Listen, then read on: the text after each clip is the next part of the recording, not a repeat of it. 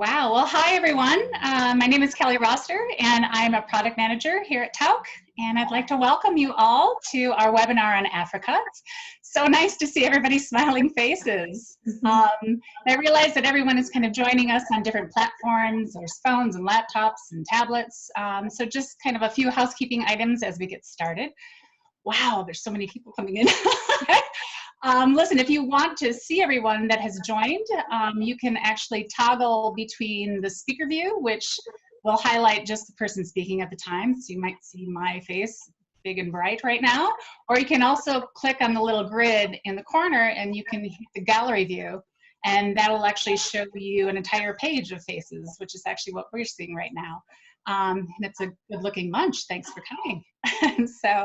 And although we love seeing everyone, we also understand that if you don't want to be on camera, we understand that.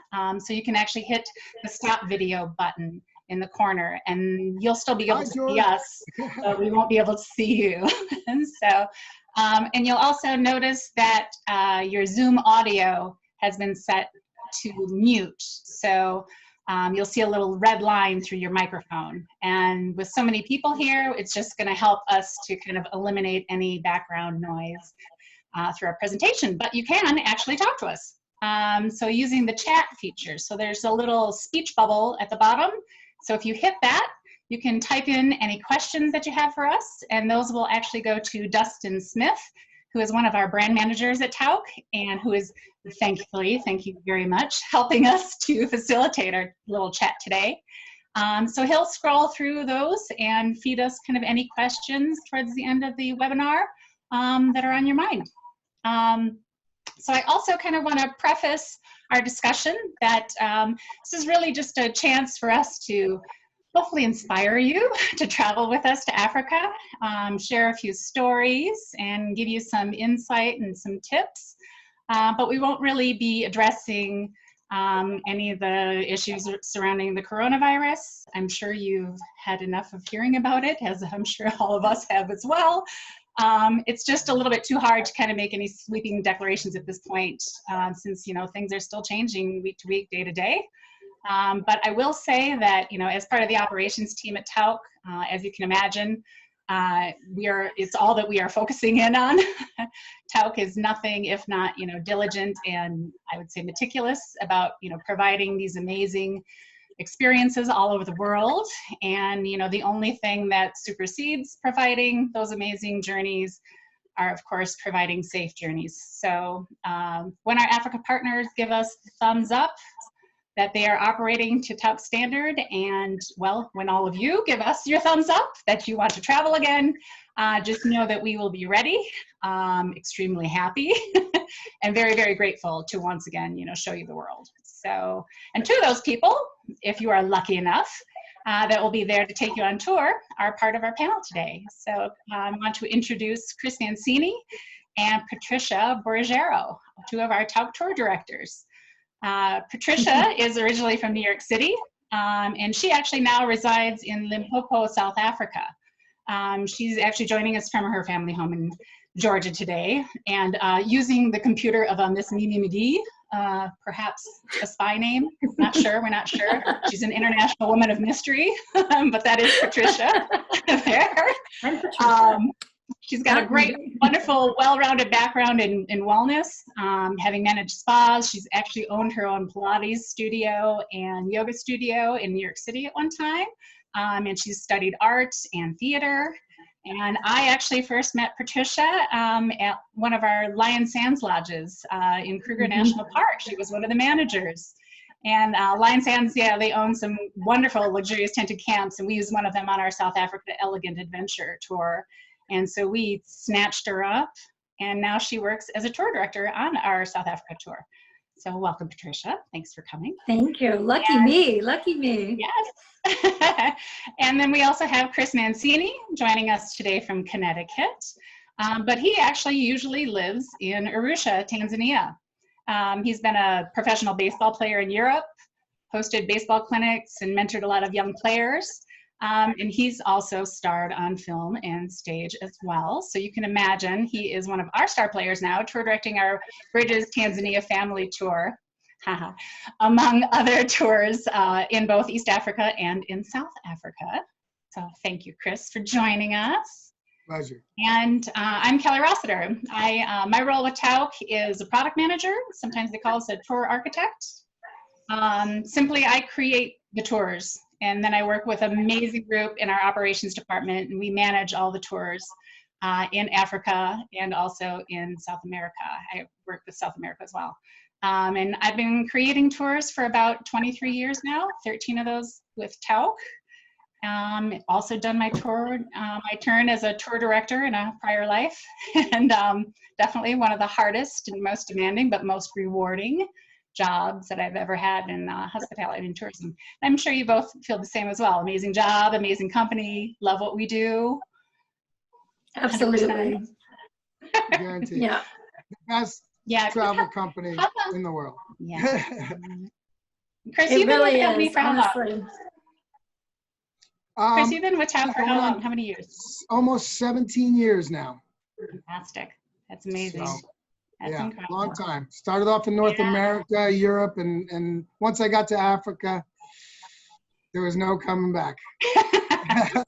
Absolutely. 17 years and no gray hair, Chris? Well, you can't see, but it's there. You got the filter on? Good. I don't know. Can you touch it up? You know? So I thought to kind of kick things off, set the mood. We have a short video that we put together last year that will hopefully give you some visual enticement of what you can expect in Africa. So kind of depending on your bandwidth, it might come across a little choppy, but you can always either find it on our YouTube channel, or we are actually going to also record this and we'll send it to you in our next newsletter next Wednesday. So you'll be able to watch it all again if you'd like. And so Dustin, if it's choppy, Kelly, it'll be just like Africa, right? It is, exactly. With the Wi-Fi in Africa, it's always a little choppy, so get used to if you're coming on safari. It is very, very true. A good point, a valid point. Excellent. So Dustin, let's see this video.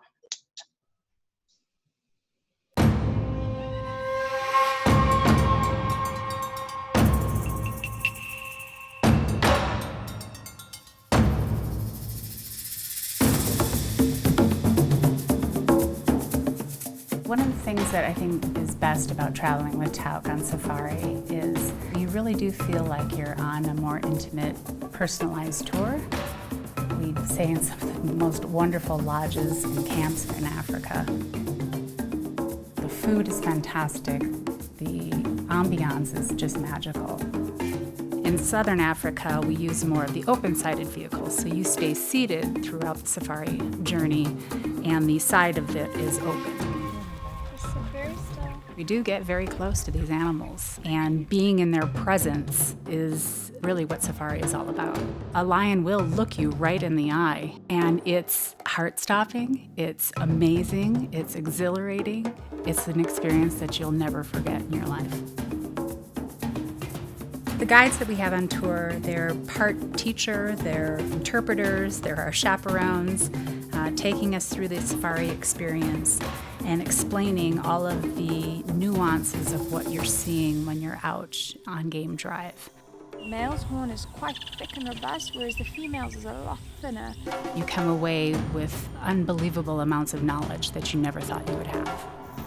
Working as a team with the guides, especially in Southern Africa, are our trackers. These are men and women that have the most heightened senses of anyone I've ever met. They can see the flick of an ear, or the twitch of a tail, or hear, or smell, or sense in some way that there is another animal in our vicinity.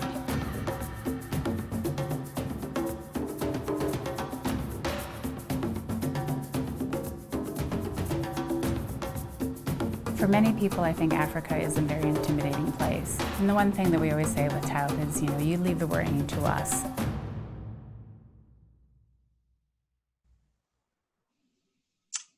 Kelly, so good. Great. And I love how it finishes. Safari.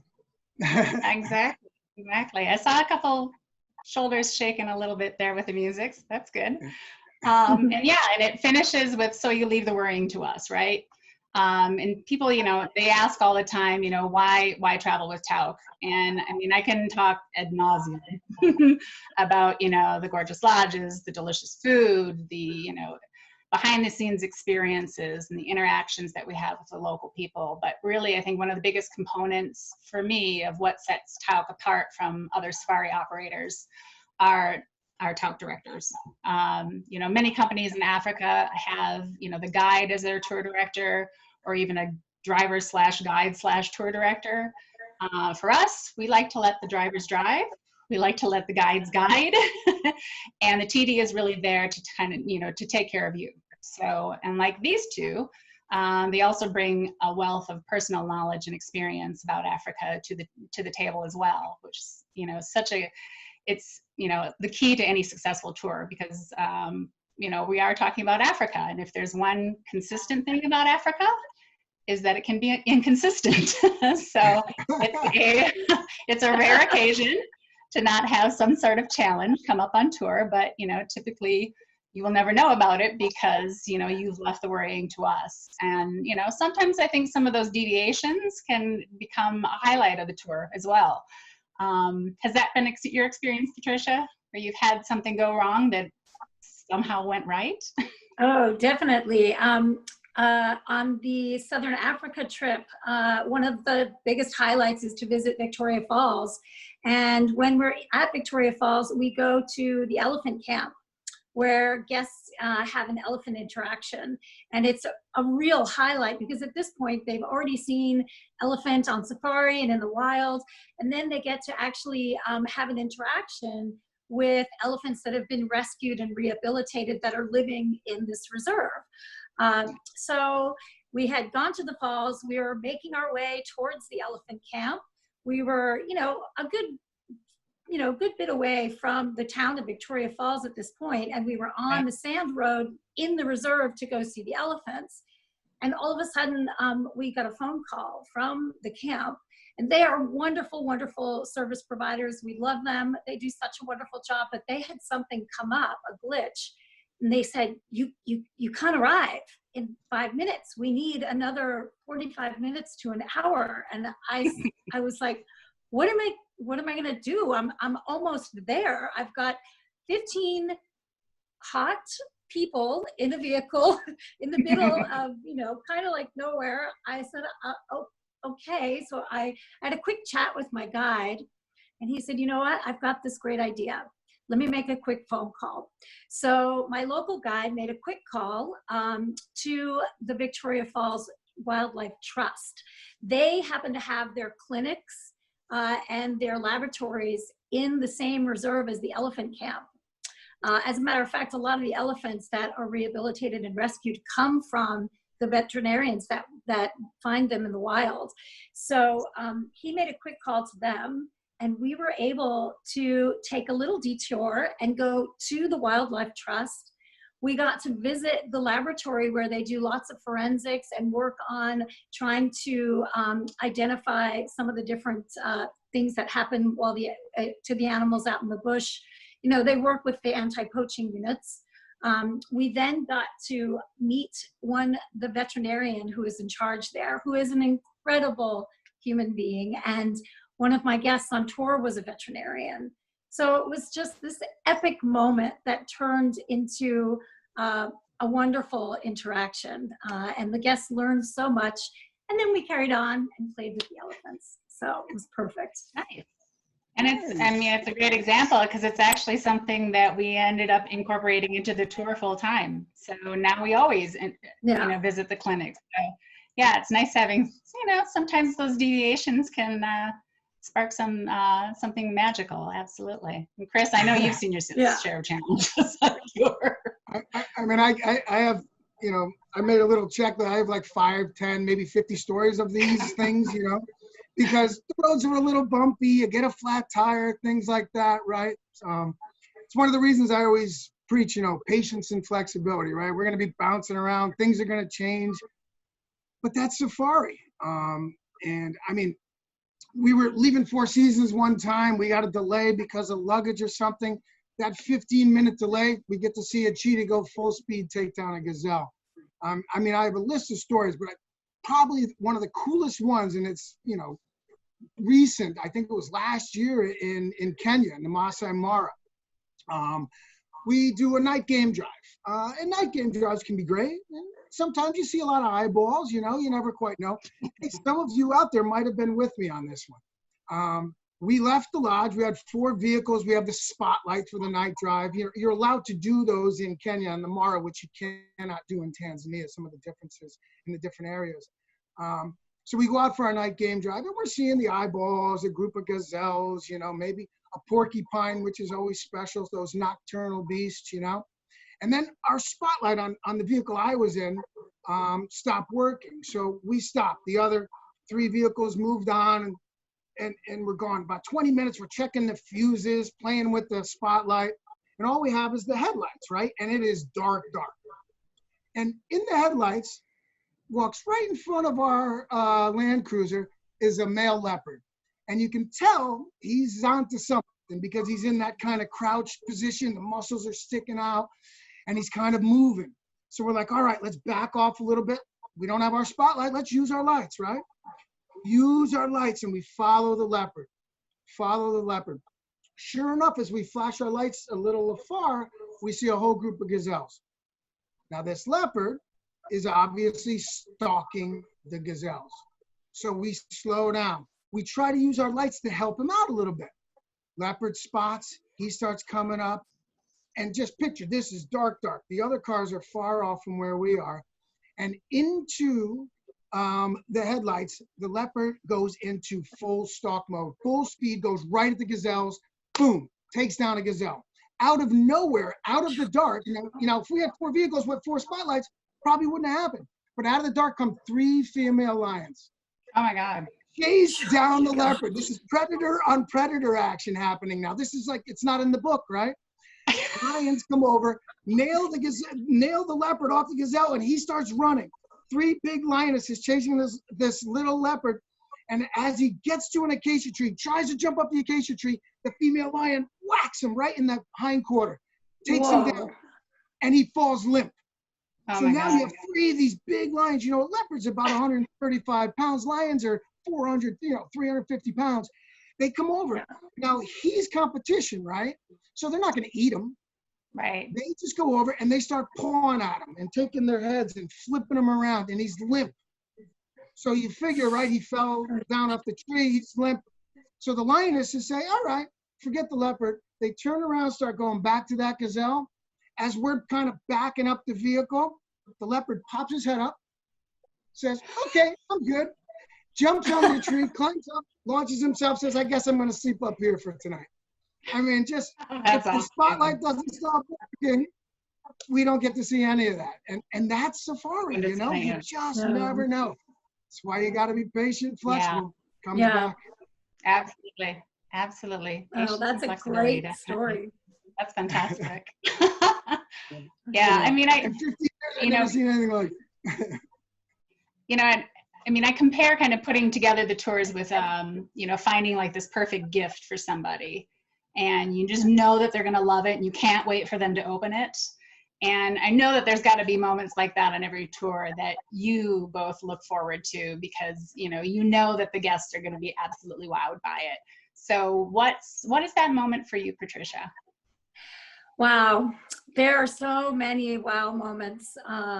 But of course, let's start with the safari aspect. There is nothing more like rewarding, exciting, exhilarating than actually watching someone else see an elephant in the wild for the first time, or see a lion or a leopard for the first time. It is like I could get emotional watching someone else have the experience. It's amazing. But I think one of the other great gifts is people are really surprised by the level of service they receive in Africa and the warmth, especially in South Africa and Southern Africa. There's so much diversity. So when I see my guests start to connect with the people of these places, that is just also so rewarding and really just such an incredible experience. You can't, you know, it's really just a gift that you can never, you can't get any other way, you know. Agree. So I agree. And Chris? I mean, there's so many, right? You know, I'm a big fan of flying. You know, we do in East Africa, we do the balloons. And then on our Botswana trip, we do the helicopters, and having that different perspective, I think, is so special to see things from a very, you know, especially in East Africa, where everything is so grand and so vast and large herds. It's wonderful to get up in the sky on those balloons and look out over everything. I think a lot of times, you know, in June, July, and August, when school's out, I run the family safaris. And, you know, I come from a big family. I got 3 sisters, a brother, 10 nieces and nephews. I got 2 kids. And to take a safari with multiple generations of a family and to see grandma with, you know, the granddaughter, I mean, Yeah. it's nothing else. You know what I mean? It's to see the brightness of the eyes. People are saying kids don't have the attention span, but they do when you're on an amazing adventure like a safari. And the way that Kelly, and I'll give you credit, you're a fabulous architect, the way you put it together, it balances out the time and it keeps the kids involved. And then to have multiple generations able to enjoy things together is something very special. You know, my parents, they left this world a little early, so we never got to do this as a family. So for me to enjoy it with other families, I think is one of the greatest rewards that I get out of this job. Absolutely. 100%. Those kids will remember that for their lifetime. Absolutely. Yeah, the time that they spent there. Absolutely. Fantastic. Yeah. Nice. Yeah, and I should, of course, I would be, go ahead. Another thing I was thinking, Kelly, is, you know, a lot of people will ask me, what's the best age for kids, you know, to come on a safari? And we have a minimum, right? Because I think it's 7 years old to be able to take that balloon ride. That is so fun and so special. But I think it really depends on the child, because I've had 18-year-olds who are less mature than a 12-year-old, right? So it depends on the maturity level, right, of the kids. But in that area, in between 10 and 15, I think is a wonderful age for the kids. Now, if you have other family members and maybe a little bit younger, they can be helped along with their older brothers or sisters or cousins. But I think, you know, that age group is really quite nice. I thought I saw that hop up on the chat room. I figured I'd answer. Yeah, absolutely. Yeah, we have a cutoff age of 5, but a recommended age of 8 and up. But absolutely. Yeah. Definitely. Honestly, I just want to chime in. I've seen so many families on safari. It is an incredible family holiday. It's an incredible way to bond with your family. Of course. Yeah, and I would, of course, be remiss if I didn't actually talk about all the tours that we actually have, our safari tours. We have 9 now, which has been incredible. We've done quite a bit of expansion in the last few years, but we have 3 in Southern Africa. We also have 6 in East Africa. So in South Africa, we have our Elegant Adventure, which is one of our most popular tours. We've been running it now for 20 years, which is amazing. We have our Botswana, South Africa, and Zambia tour, which is definitely more on the adventurous side. We have our brand new Wildlife Odyssey tour, which is Zimbabwe, Botswana, and South Africa. And then in East Africa, we have our Kenya, Tanzania Classic Safari, which is also one of our most popular safari tours. Tanzania, Serengeti to Zanzibar. We have our Bridges, Tanzania, the Grand Family Safari. And we have new, as of last year, we have our new Great Migration Tour to see the wildebeests and zebras. And we also have our 2 mountain gorilla safaris in Rwanda. And so exciting. Like I said, yeah, it's been amazing because we've really expanded our offerings in Africa. And just like I said, the past few years, you know, and the inspiration to kind of create these new excursions, you know, comes to us in so many different ways. I mean, a lot of the times it's hearing from all of you. So we have like a blog on our website where you can all chat about your upcoming trips with people that have already taken the excursions. So We started seeing more and more questions about doing gorilla treks and who did you travel with, and we're ending our Tauck trip here, and we'd like to go and see the gorillas. And we realized, wow, you know, this is really kind of a missed opportunity for us. So, you know, off I went. Our mountain gorilla excursion to Rwanda was really kind of born out of that. It was added to our Kenya and Tanzania, or our Tanzania and Zanzibar tours. And likewise, we also kept hearing from our folks in reservations that people wanted to see the Great Migration in Kenya and Tanzania. So that started, you know, the conversation. And last year we started using a mobile camp on our migration tour, and it moves to different parts of the Serengeti at different times of the year, so we can follow the big herds. And sometimes, you know, it's a country that's getting a lot of press, like a new hot destination. Botswana, that was definitely the catalyst a few years ago. I spent about 20 days in Botswana, staying at a different camp every night to finally settle on the 3 camps that we have on our tour today. It was wonderful. It was a little grueling, but it was a great trip. Yeah, picking just the perfect places. And it's been one of our highest rated tours in the company a few times over the past few years, so, which is fantastic. And sometimes it's, you know, born out of necessity. Our Wildlife Odyssey tour that hopefully will still be launching this year. As I mentioned, our South Africa Elegant Adventure is one of our most popular tours that we have. So much so that we were starting to overlap on ourselves, running out of space with some of our lodging partners. So we took that opportunity, we looked at the tour, we developed this new tour, and we kind of took our South Africa Elegant Adventure and we turned it around. So starting up at Victoria Falls, and then adding a little bit more safari with our stop in Chobe in Botswana. And then we ended the tour instead in Kruger National Park in Cape Town instead of starting there. And we also made it a 100% small group with just a maximum of 18 guests per tour. So kind of changing things up, very similar to our South Africa Elegant Adventure, but, you know, different in a lot of ways as well. And, you know, and sometimes it's just some small components that we're tweaking, a restaurant here, a lecture there.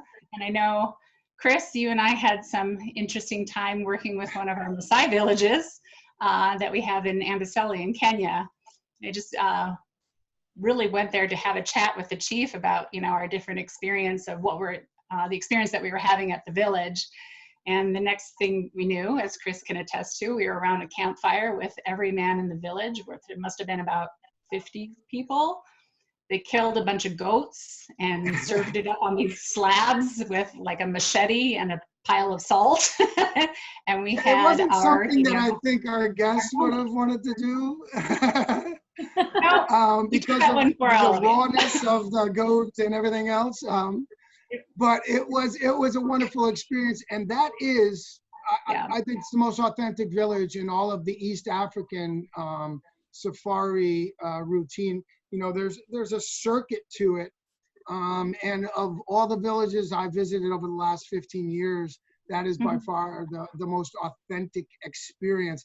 And because of our guests and Tauck's relationship with that Maasai chief and his family and that village, they do special things for us. And that happens a lot, no matter where we travel.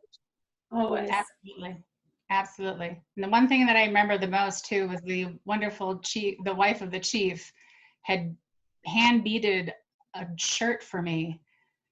And it was heavy and it was made of polyester, and it was like 100 degrees. We were in front of the campfire with this goat, and I'm sweating. I don't sweat, and I don't sweat pretty. So it was. And you remember all of the herbs that they used to make the soup? Remember the soup, Kelly? Oh they used all these different herbs from out in all this medicinal herbs and everything else. Yeah. And I tell you, I was a little lightheaded after having that Maasai soup. You know, it definitely, I don't know what they put in there, but what was in the soup? A little lightheaded.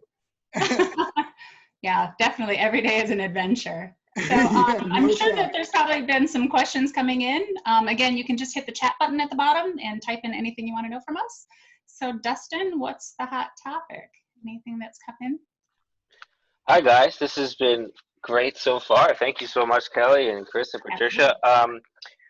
Our first question is a lot of questions about, I'm not sure which safari to choose.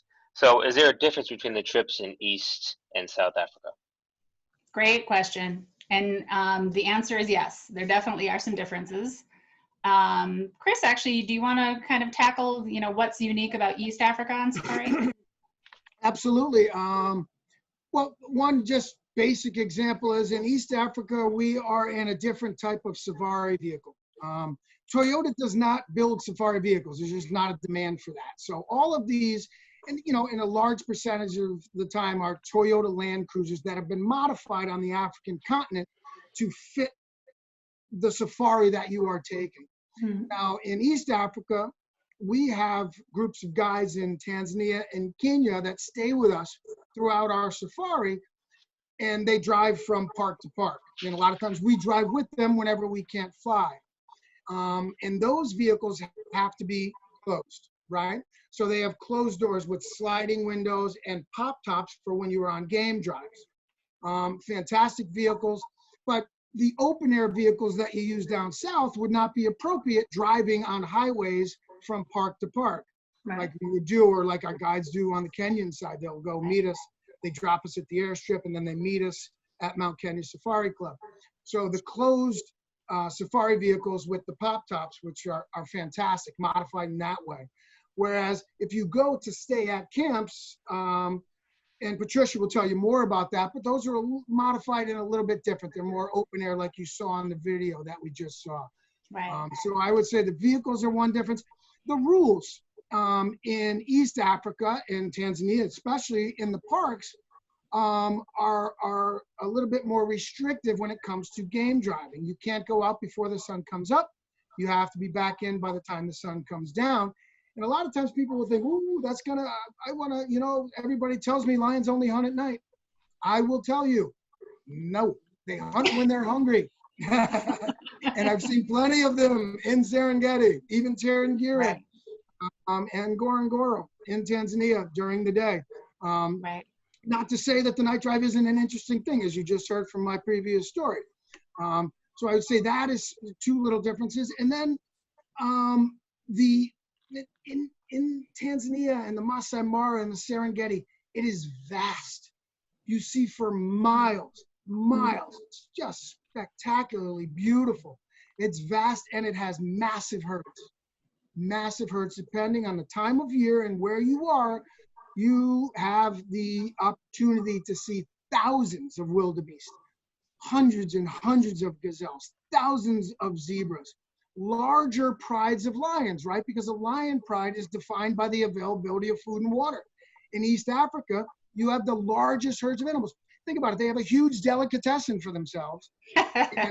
And with that, they can have more kids, right? More babies and bigger territories. So bigger herds, you know, more cats, I think, and the vast territories in the larger herds, I think, are some of the differences. We could go on and on if we like. Yeah, no, that's fantastic. I agree. I mean, definitely those are probably the biggest points. Is the fact that you're in East Africa, you're in national parks. So like the national parks here, there's more restrictions, but I mean, they're national parks for a reason. And they're amazing areas, which is the flip side of what we see mostly in Southern Africa, which I'll let Patricia go into, where we're more on game reserves, correct? Yeah, even if you're in a national park in Southern Africa, like say the Kruger, you would be in a private concession. So you would be traveling in that private area. So you wouldn't see any other vehicles out on safari. You'd only see other vehicles that were maybe part of the same Tauck group or of that lodge.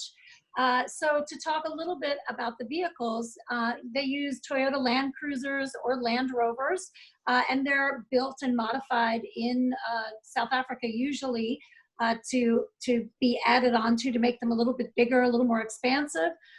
They all do have roofs and sides, soft sides that can be put on the vehicle for maybe if you're getting collected from an airport or something like that, or you're doing a transfer through the bush. But all of the safaris are done with no roof, no sides.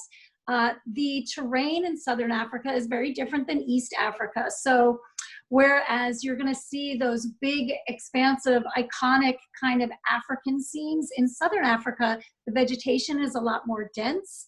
And the experience tends to be, the only way that I can describe it really accurately, Kelly, is a little more intimate, right? You're actually, you're out on safari, you're out on safari, and you're hunting, you know, your animals, you're tracking your animals, and you all of a sudden will come across a leopard, and it can literally be almost like you can touch it. Like the experience is very much like that. Same with elephants. You can come across a massive breeding herd of elephants, and that elephant could literally be right next to your vehicle. Another difference is that you can go off-road in these private concessions. They're managed, they have an ecologist attached to them all of the time, so they're really careful about how they use the land. And of course, I'm sure they're the same way in East Africa, but it's just a little different in Southern Africa. And you can actually go off-road if you're tracking the Big Five, one of the Big Five. And the other thing that I was gonna say, you know, the experience is just, it's incredible. It really is. So that's just a couple of the differences there. Yeah, definitely. And I mean, just to kind of also touch on that, yes, the animals do get very close, and how and why. And it's honestly because they've been kind of acclimated to these safari vehicles. They know that the safari vehicle isn't going to hurt them. Exactly. And they see you, if I'm correct, as part of the safari vehicle. That's exactly how it goes. As long as you're attached in some way to the vehicle, you're part of this big metal, I don't know, herbivore that they don't really care about. Exactly. So that's one of the things, the safety, part of the safety brief is not to stand up, because if you break the line of the vehicle, then the animal will know that you're there. And then the ears go up, the twitch. Yeah. But it's really incredible. Yeah, absolutely. Yeah, and I think in South Africa we have more of a mix too, also of like city and safari too. So you have your big city of Cape Town, we do Johannesburg. So there's kind of, it's a nice balance mix between the two. Yeah, aside from the safari experience in South Africa, the cultural connections which you're mentioning are really terrific. And I think from where we come from as Westerners, we know so little about it, and about the diversity of the African continent itself. So this is, I think, you know, Elegant Adventure is a great taster, you know? You kind of wet your whistle on Africa, and then you just want more and more safaris. So I can stand by that, because I've had so many guests that I've had in Botswana who have come to East Africa, and because it's a very different animal, no pun intended, right?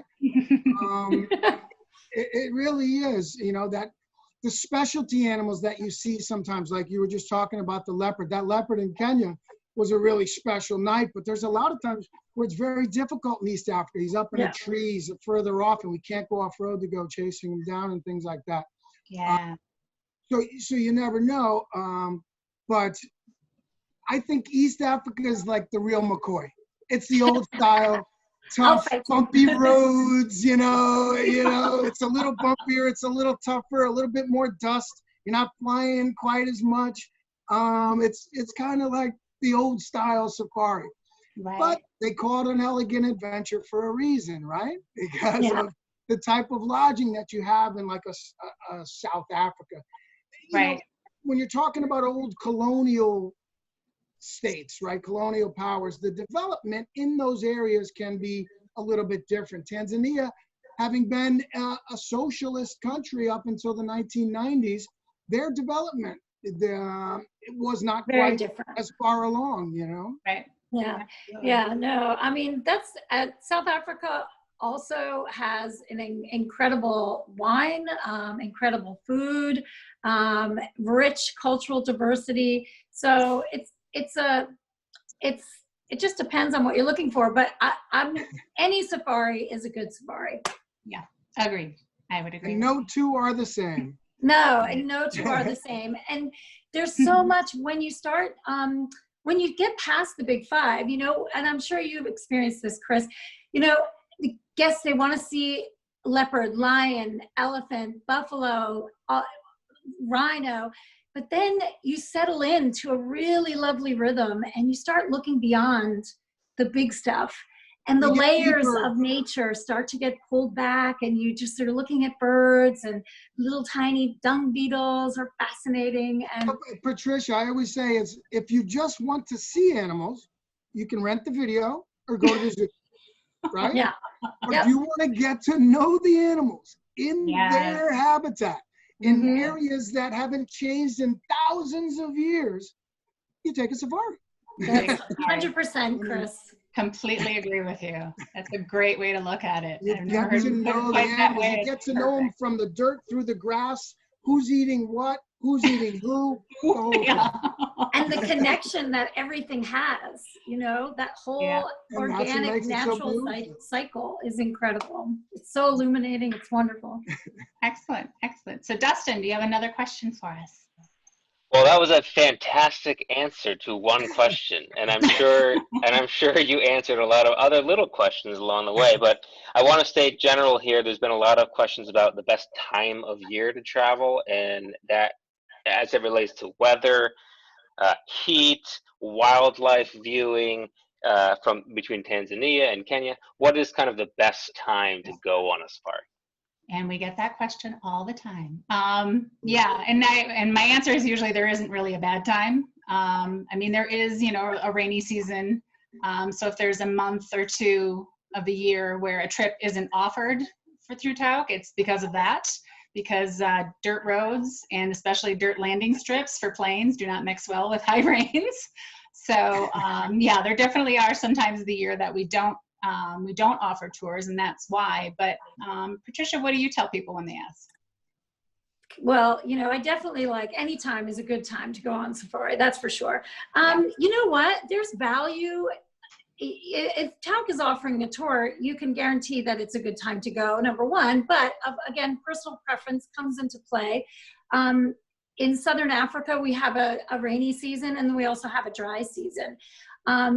Some people who are big photography buffs are really committed to, they want to see the animals and get as many good photographs as possible. And they think that if they go during the rainy season, which is more green typically, it's not like it's raining for days and days, it just happens to be more green, more lush. They feel like they're not going to see the animals as well, and they tend to want to go during the dry season. Well, that's actually, there is some truth to that, but you're just going to have a different version. I just did a safari in March, and the photographs that the people got, and that's the green season, that's the rainy season. You know, the animals pop out of the dense green vegetation. So it's really a personal preference. In Southern Africa, the dry season tends to be a little bit cooler. The green season or the rainy season tends to be a little warmer, a little more humid. So it really just depends. I think if you kind of had to nail a specific times, I like to say the shoulder seasons, which are in between summer, like fall, and spring, summer. But really, honestly, if there's a spot available on a safari and you've got the time to go, I think you should go. Well, and I imagine, I mean, like you said, in the green lush season, I mean, the photography must be amazing. It is. To see the spots of a leopard pop out with this lush green backdrop is just beautiful. Absolutely. Absolutely. And Chris, your thoughts? I mean, the best time to be on safari is when you're there. Because there's always something different. I mean, I've taken hundreds of safaris and I've never had two safaris that were the same. You know, you're talking about dry season in Serengeti, right? So you're talking June, July is really a heavy season. And there's more cars around in the crater. There's more cars around Serengeti, but not always, right? It depends on where you are and your timing and things. But in the dry season, a great example is a lot of people want to come. They want to see predators preying, lions making a kill. Now in the dry season, those larger herds of animals that have migrated through Serengeti National Park, which is the size of the state of Connecticut, bigger than Connecticut, are in different areas. So when you're in central Serengeti, which we spend a couple of days on our family safari, you aren't going to see the massive herds, but there's always residential herds, right? You have your wildebeest and zebra, and we tend to see more kills in the dry season because there's not an abundance of food. Therefore, they have to hunt more often because they have larger prides of lions. So that's one example. The dry season, the grasses are lower. They may have done controlled burns like they do here in the United States, and you can see from much further afield, so it can spot things from much further along. That's another advantage to dry season. Right. Dry season, there's more bumps and a little bit more dust. Now you go to wet season. Wet season, you got the beauty of the photography with the beautiful greens popping in the grasses and the animals coming out of that.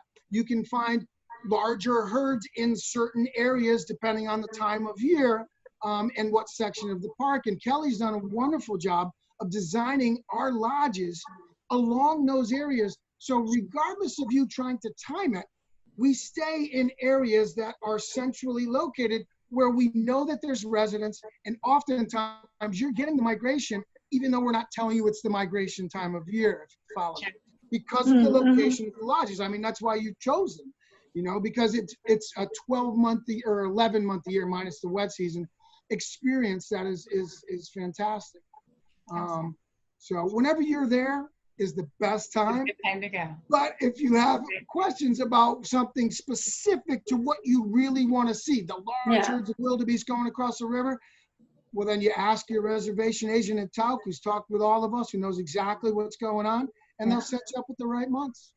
Absolutely. Good. Great answer. Thanks. Dustin, what else do we have? All right, here's some more specifics for you guys. Okay. What do I pack? What do I wear? And how do I go to the bathroom? That's a good question. Okay. Oh boy. What do I wear? What do I bring? Okay, well, let's tackle those first. What do I wear? What do I bring? Patricia, you want to start off with that one? Well, What would you recommend? so, you know, we all kind of hear different things about what to wear on safari. And one thing I am going to say, you know, when you're out in the evenings, you come back from your safari, you're so excited. A lot of people feel like they need to bring a lot of clothes to dress up in to go to dinner because we do stay at 5-star plus properties. So they feel like, you know, they have to dress. But, you know, when you come back from safari, you're in your safari kit, you're so excited about what you saw. You talk amongst your other fellow Tauck guests, and you go straight for dinner. So ladies, I can tell you, you don't have to bring your ball gowns, right? You just need some good gear, good outdoor gear. Right. And then they do recommend kind of color-wise, lighter colors, I always think are a little bit better because dark colors attract not only heat, they can also attract mosquitoes. But it's not necessary to go and kit yourself out head to toe in full-on safari gear. It's a lot more relaxed and kind of natural, but you just want to make sure that you have something obviously protecting your skin from the sun, whether it's a long sleeve shirt that's got SPF or a nice big sun hat. And you want to make sure that you know, you're prepared for those kinds of things. But and color-wise, probably, you know, stay away from your bright reds and your bright pinks, just to, you know, Yeah, I know. I mean, I know that the khakis, obviously, it shows a little less of the dust and the dirt. But, yes, exactly. like you said, I mean, people wear everything from shorts to jeans to, you know, whatever you really like. It's not necessary. The only other thing that I would probably mention is if there's walking safaris like we do in Botswana, definitely you want some nice hard-soled shoes. Yes, Something for sure. Yes. If you're walking through the brush, Absolutely. You want something a little more solid than a flip-flop. 100%, no question. Yeah, every time when you go out on safari, I think you should have good, solid, hard-soled shoes. Yes, absolutely. Because Chris, hopefully you'll stop for a sundowner somewhere and get off the vehicle. You better. That's Southern Africa. Absolutely. Chris, what do you recommend? I'll give you an acronym: FBB: flashlight, binoculars, bandana. Bring those three. It's going to come in handy, right? The flashlight's always going to come in handy, coming from your tents or your lodge rooms. It's just always going to come in handy. Binoculars, it's a safari's best friend. It doesn't have to be high octane, you know, and 8x40, 8x50, 10x40, something like that will do you a solid. And well, you know, a bandana, because there's a lot of dust. There's a lot of dust. Even in the wet season, you're going to go through areas where you're going to experience dust. We're so used to wearing masks nowadays anyway, so everybody's going to have one. So I would say it's the same way. I say phone, wallet, keys anytime I leave the house, right? Flashlight, binoculars, bandana if you're going to go on safari. So another thing, and I think is really important is, and I think it's in some of our paperwork, our personalized documents, that novel that Tauck sends you. In there is a list of ideas, and one is packing your carry-on bag specifically with the idea that maybe in the third world they might lose a suitcase. So the idea is throw in a change of clothes, a decent pair of shoes, the toiletries, the medications, your paperwork, put that in a carry-on bag. Even the Tauck duffel we send you, can you work for that? Bring that with you. This way, if there is a delay of a day, I mean, if you're taking the Kenya, Tanzania trip, we leave in the morning. Unless you come early, they're going to have to send your suitcases to where we are.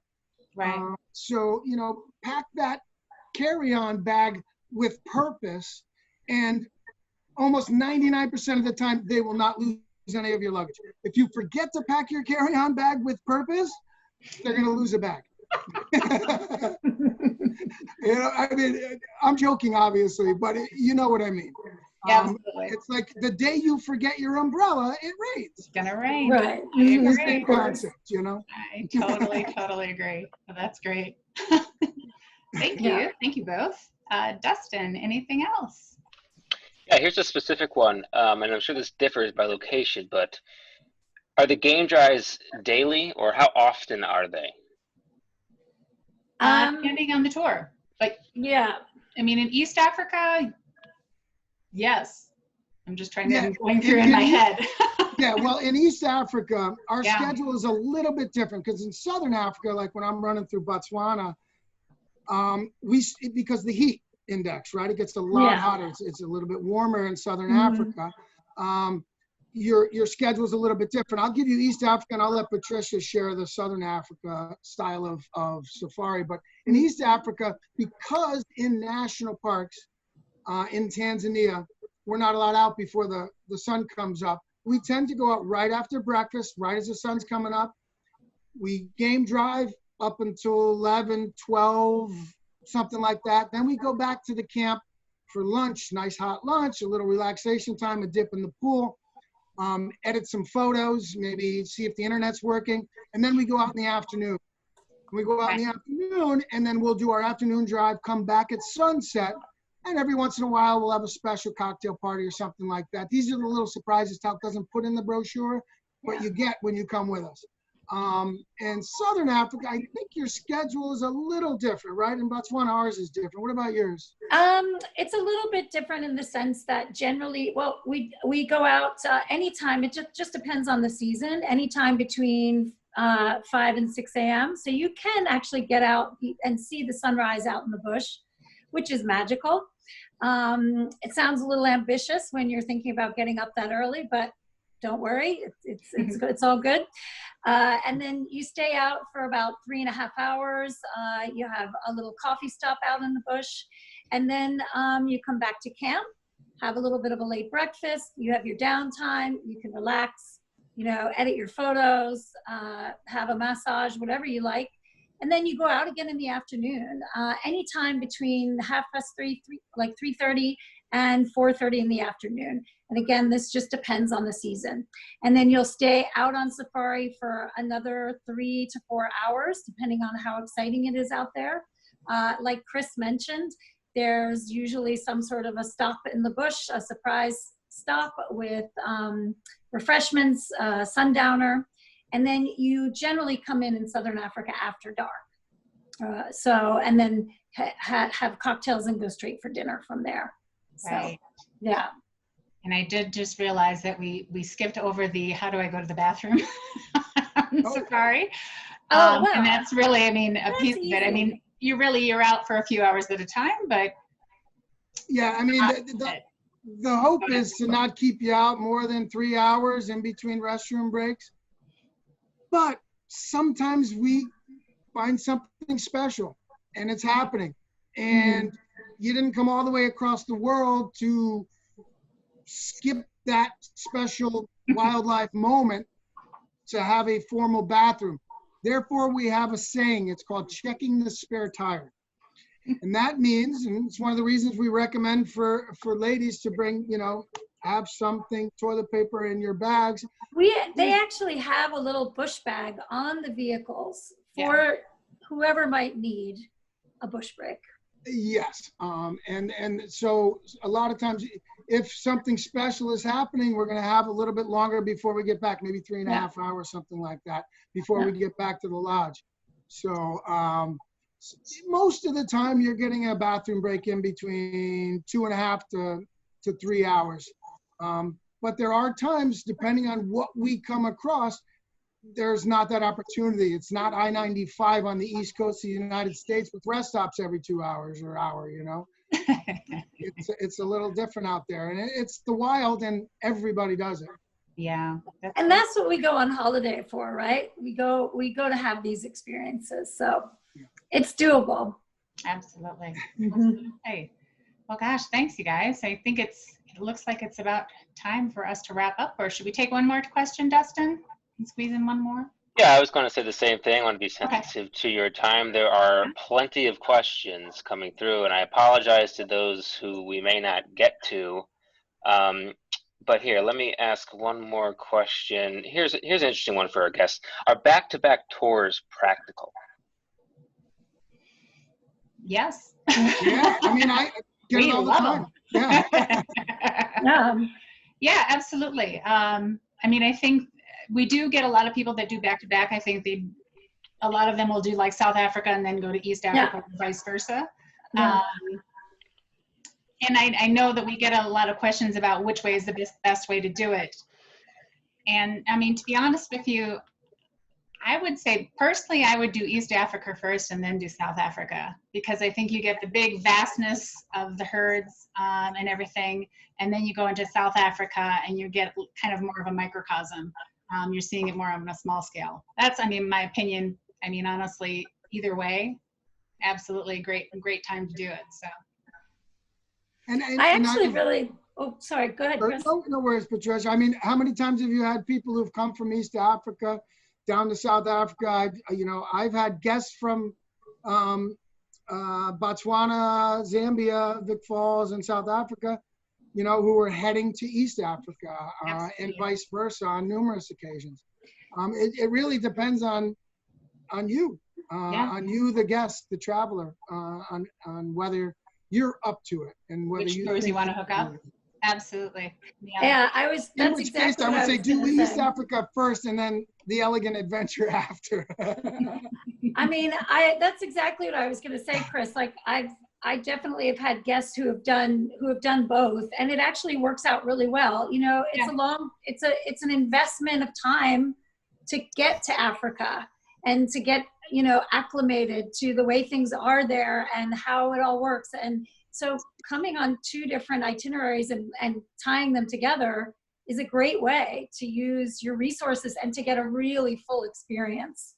You get everything that way. Yeah, true. You fill in all the blanks for sure. Exactly. Yes. Nice. Dustin, what do you think? One more? We could do, I mean, we could do 20 more I with know. all these coming in, but All right, we'll take one more question. sure, And we'll wrap sure. it. One more. Let me just find one here. Sorry, there's a lot of comments, which is great. So I just want to make It's sure so fun to see everybody. Yeah, I Yeah. see George.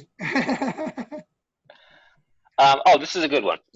When you guys were speaking earlier about wet and dry seasons, could you quickly just define what those are by months? In Southern Africa, that would be November through probably April.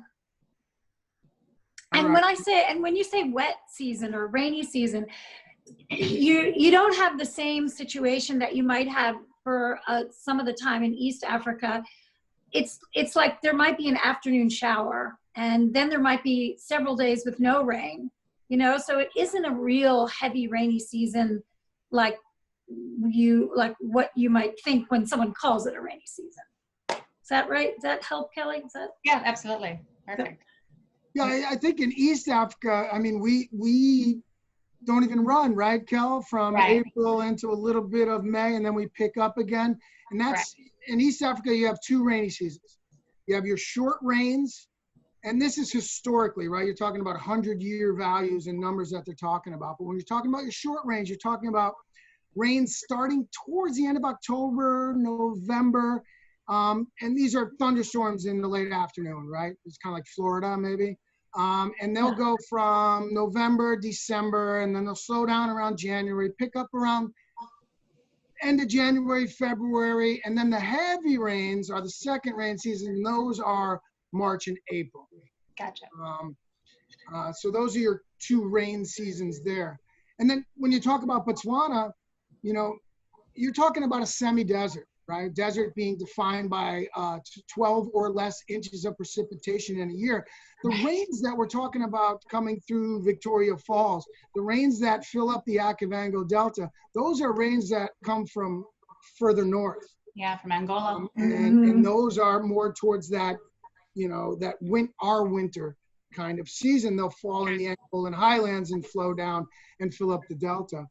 I mean, and it depends on the year, right? Sometimes you get less, sometimes you get more. This was one of the biggest rain seasons in East Africa. I was talking to my brother-in-law and my in-laws, and they said it was one of the heaviest rain seasons we've had in a while. And I've talked to some friends in the Delta down in Botswana, and they said the Delta is at full flow already.